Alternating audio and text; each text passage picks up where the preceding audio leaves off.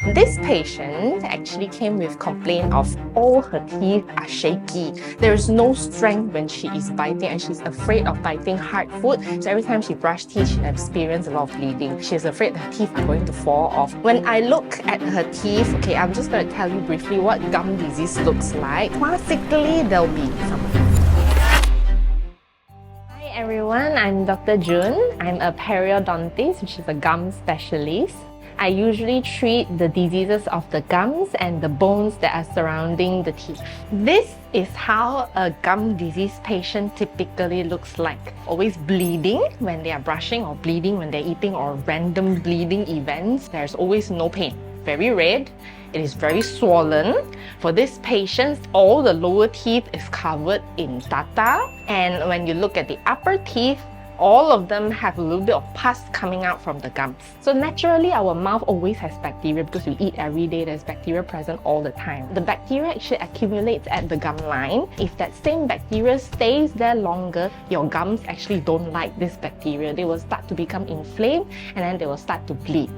So gum disease, the first part of our treatment is actually non-surgical periodontal treatment to remove the source of all this bleeding, which is the bacteria. So what we do is we normally make that entire area numb. I'll go in and I'll clean everything up from inside the root surface and make sure nothing is left behind. But when the patient comes to me with already advanced a lot of bone loss, after finishing the treatment, it will look like the patient has quite a lot of gum recession. In this case, gum recession can actually sometimes be corrected with gum surgery, where we take a little bit of gum from the upper palate and then we put it where the gum has been lost to cover up the gums that have gone down. So if the gums and the pockets actually refuse to heal, then we proceed to the second stage of gum treatment, of periodontal treatment, which is the surgical periodontal treatment. What I have to do is to carefully open up the gums a little bit, see directly where the remaining source of infection is,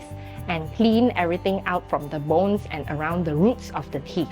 If the defect of the bone is large enough or it has a cup-shaped appearance, which you can see in this x-ray, normally we will put bone graft to fill up the defect that has been lost to the gum infection, so that when we close it up, teeth will normally be firm again. I often get referred cases that are already very late. The worst case scenario is usually when they have to lose that teeth. I have to take the teeth out, they need to wear dentures, and those days we didn't know, or we weren't very much aware of that it is actually caused by periodontitis.